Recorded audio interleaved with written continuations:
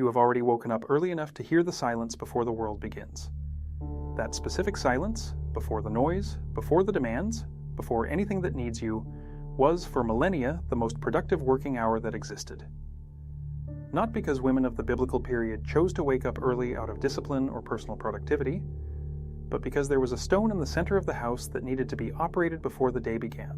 And that stone, 2 blocks of sandstone with a hole at the top, was for at least 3,000 years the most strategic object in any domestic economy of the Mediterranean.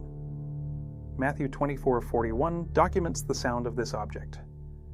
2 women grinding together. The text does not explain. It assumes the reader knows what it is about. We lost that context, and losing the context, we lost the lesson. The double grinding stone, called by archaeologists the saddle quern, was found in significant quantities in excavations from the period of the Judges in the territory of Canaan. In several houses of the period, 2 or more sets of these stones were found in the same room. The archaeological detail that is rarely discussed. These sets were in different houses but converged to the same space. Women from neighboring houses gathered to grind together. Why? Because grinding grain alone was inefficient.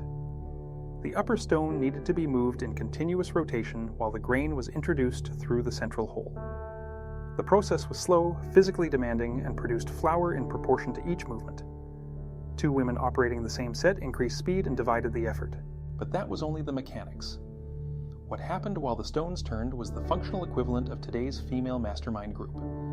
Information about market prices, marriage decisions in neighboring families, children's health, availability of resources, planting strategies. All of this circulated around the grinding stone, not as gossip, as collective intelligence. The shared work created the bond that made the information reliable. Shared work environments produce 2 simultaneous results: the visible product of the work and the invisible network of intelligence among those who work. Underestimating the second is not understanding where real power is built. Deborah judged Israel under a palm tree between Ramah and Bethel in the hill country of Ephraim, Judges 4:5. The text does not say where the information that Deborah processed came from, but geography and archaeology answer. Ramah and Bethel were points of convergence of trade and communication routes in the central region of Canaan. And in all settlements of that period, the grinding stones were the gravitational center of women's social life. Deborah did not judge in a vacuum. She judged from an information network that was fed daily by women who met around objects of work. What seems like intuition or supernatural wisdom is, most of the time, the composite result of information flowing through channels that those outside do not see. The woman who was sought for decisions did not get there by chance. She got there because for years she fed an intelligence network that most people do not recognize as strategic because it seems every day. Here is a technical detail that changes how you read Judges 4:6. Deborah sends for Barak and tells him, "The Lord God of Israel commanded, go and gather 10,000 men from the tribes of Naphtali and Zebulun." She names the tribes with precision. She knows where the available military capacity is, the realistic number of men that can be mobilized, and the strategic route to Mount Tabor. This is not a generic oracle, it is detailed operational intelligence. Where did it come from? From the same network that processes collective information around the social convergence points. What reaches the ear of those who are sought for counsel is proportional to the trust network that person has built over time. Authority to decide does not come from a title. It comes from the quality of information that reaches the one who decides. And that quality is a direct function of the network built over time in environments that others underestimate. If you want to subscribe to the channel and keep learning about how high-value women build real authority, do it now. Because the next block is about the object that Deborah never abandoned and why that was more important than any sword. Deborah's palm tree. Judges 4:5 says she attended under Deborah's palm tree. And the detail that most readings miss is the possessive article, her palm tree, not just any palm tree. Deborah's palm tree. Date palms, Phoenix dactylifera, take between 4 and 8 years to produce the first fruits and decades to reach full maturity. A palm tree that is identified as belonging to a specific person, to the point of being called by her name, is a palm tree that this person planted or cultivated for long enough that the association was public and recognized. This is territory conquered by continuous presence, not by declaration. The palm tree produced dates. And here the contemporary mirror closes with archaeological precision. The honey mentioned in A Land Flowing with Milk and Honey was most likely Dibs, the dense extract reduced from date juice. the main sweetener of the ancient Levant before cane sugar.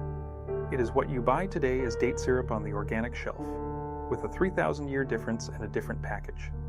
The nutritional mechanism, high energy density, moderate glycemic index, rich in potassium and magnesium, is the same.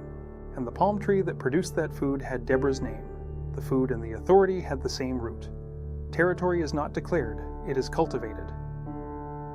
What bears your name is what you sustained with presence and work for long enough that everyone recognizes the association without you having to say it. Going back to the grinding stone, there is a technical detail that archaeologists have documented about the process. The flour produced by the sandstone contained microscopic particles of the mineral itself, a natural abrasive that over years of consumption wore down tooth enamel. Analyses of skeletons from the period of Judges show specific patterns of dental wear that confirm the regular consumption of bread produced with this method. Those who died old in the period of Judges had teeth worn in a consistent way, which indicates they ate bread made on a grinding stone all their lives. Longevity was connected to the work process that others considered merely everyday. The habit that sustains long-term life rarely looks heroic up close. It looks like stone, flour, and routine. There is one last layer to this story that is rarely articulated. Judges 9:53 documents another use of the grinding stone, also by a woman. Abimelech was besieging a tower when a woman threw the upper stone of a mill through the window and crushed the skull of the invader. The text records that Abimelech asked his armor-bearer to kill him so that it would not be said that a woman had killed him.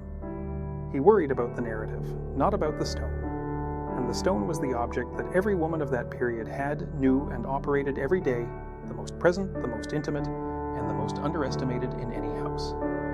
The opponent who underestimates what you use every day is giving you an advantage you do not need to ask for. The grinding stone is no longer at the center of houses, but the principle it represented, the shared workspace that produces both product and collective intelligence simultaneously, has not disappeared. It migrated to other formats. What disappeared was the recognition that this space is strategic. There is a specific number of women that Deborah mobilized for 10,000 warriors to move to Mount Tabor. That number never appears in the text. The logic of the network is for that is the calculation.